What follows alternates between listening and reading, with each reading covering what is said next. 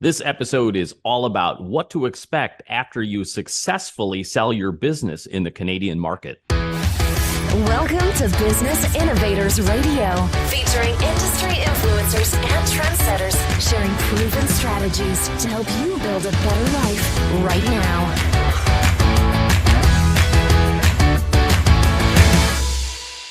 Welcome to the program. I'm Mark Imperial. This is a special series all about selling your business in the Canadian market.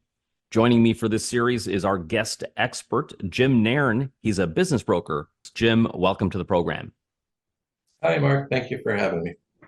So, Jim, after selling your business successfully in the Canadian market, you're not just handing them the keys and saying goodbye. There are some expectations. Tell us the importance of like the post-sale expectations.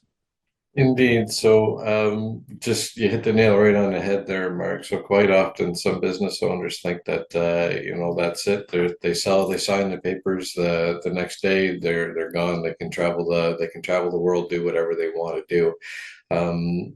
Quite often that is not the case. I've actually had that once, I think, where a business owner sold their business. A friend of mine actually bought it, and then 2 weeks later, he hopped in his plane and literally started flying around the world, and he was really never heard from again, if you will. But every other instance of all the other businesses that we've sold, there's been a lot longer of a relationship, a handover period, shall we say. So, yeah, quite often you can expect to hang around for a varying period of time after the business has sold. Tell us about what is like that biggest role or the biggest, post-sale challenge or the thing that you have to really stick around for. Tell us what that looks like.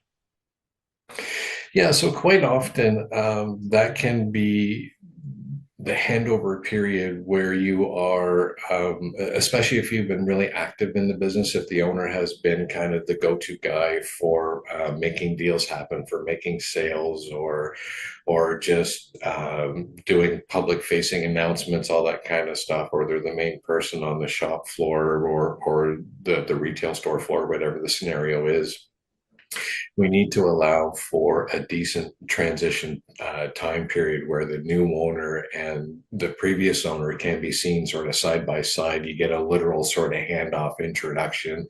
Say, okay, this is the new person that's you're going to be dealing with from now on. I've got full of my utmost confidence and all that kind of stuff. And for the first couple meetings, you may just have to be there, like literally for everyone or the vast majority of the handovers, to say, hey, you know what? Now you start weaning yourself off after once the new person's got the reins, and then you can then start phasing yourself out more at that point. Is that like one of the biggest misconceptions when it comes to selling your business? Do people always feel like they could just kind of take off, or what are some other big myths or misconceptions around after the sale? Yeah, so quite often there can be a few others. Like I say, that is a big one. Sometimes they think they can just literally they get the money and then they can go and do whatever they want with it right away the very next day. But the amount of time that someone would need to be available totally varies, right? So if you're selling to say to a competitor, or you're selling to someone that has industry experience or the like, chances are you're not going to need to be around for like 6 months, a year or more. Likely it's just only going to be long enough for them to go in and understand your whatever systems you're using that are particular to your company, how you structure things. Then once they've got that down pat, then you can start doing whatever it is you want to do after closing. But if it's someone that's relatively new to the industry, that's coming in with, say, a little bit of experience, you can expect to stay on. We've had people do contracts for up to 2 years because, sometimes that's more where you have like government licensing that takes a long time to transfer over, that you have to still be a part of the business and whatnot while they're operating under your license, so that until theirs gets approved, then you can fully take yourself off of the books and out of the operations. But usually within those circumstances, you're not really working in the business. You're just there kind of on paper, shall we say, still responsible. You still need to know what's going on, technically speaking, but you don't have to be involved in the day-to-day operations until, until that period happens. That transition period for the seller, is that something that makes the advertising of the business for sale more attractive? Is it something that comes from that, like the promises they make in the transition, or does it often come from the buyer like wanting it? A little bit of both. Quite often, if the owner, um, for whatever reason, they can't offer a whole lot of training and transition support. Sometimes they have serious health concerns where they literally just can't be there, or they've passed away. Obviously, that's another circumstance where they just can't offer the help. So when that support is available, it does make the business more attractive to prospective buyers. Some buyers are okay to take on what we would refer to those as more being slightly more distressed, where the owner isn't there, especially if they were an owner operator. There are people out there that look for those kinds of opportunities, but yeah, the majority of people prefer the ones where the support can be provided. What would help the seller make this go smoother? Is it all about, creating the operations manuals, or what kind of tips do you give sellers to make sure that the transition goes smoothly? Indeed. So as much as the those types of manuals can be put in place to help minimize any misgivings from a new owner, if they're coming in, say if you've got like 10 to 20 different staff that do all kinds of different roles in the business, sometimes they could technically do more than their own specific role. They help out in other roles along the way.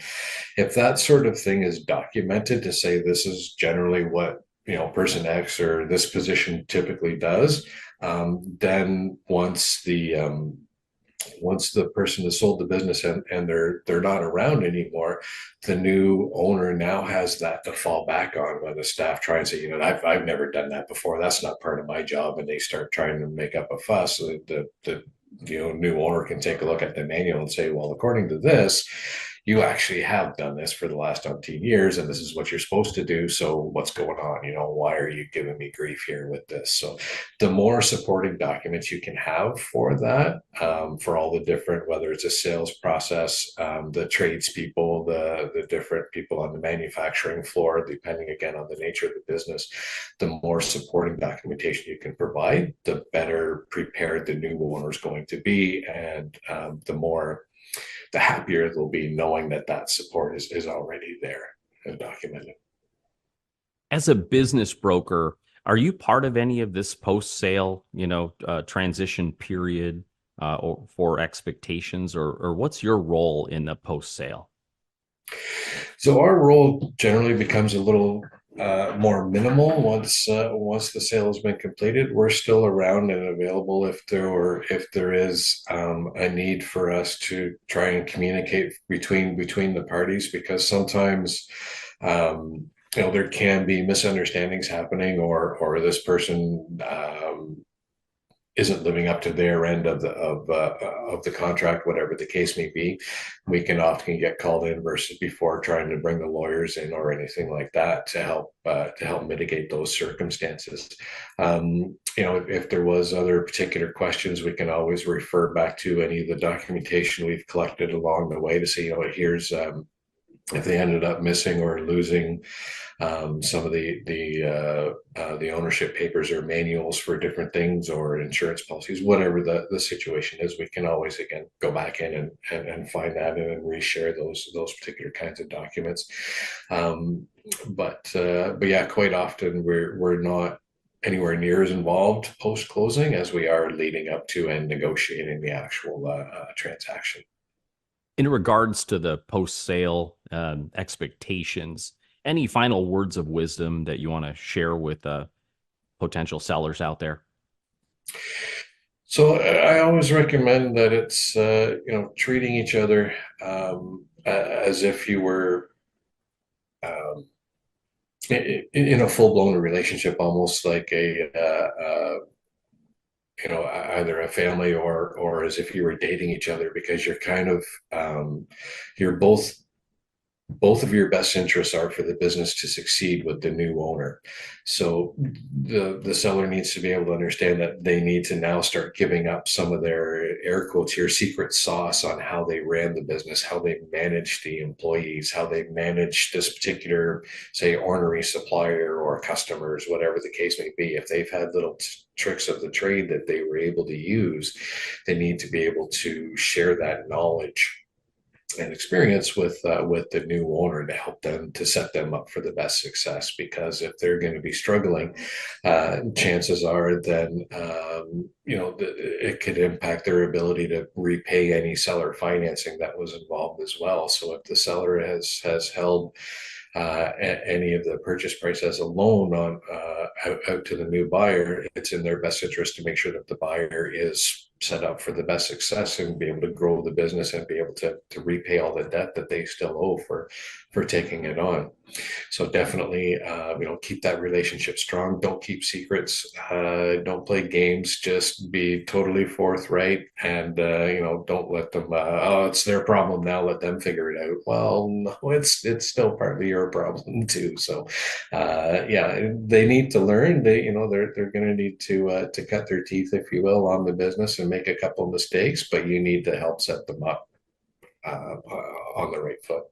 Jim, this has been terrific. Thank you again for sharing with my audience, and I wish you continued success for you and for all of your clients.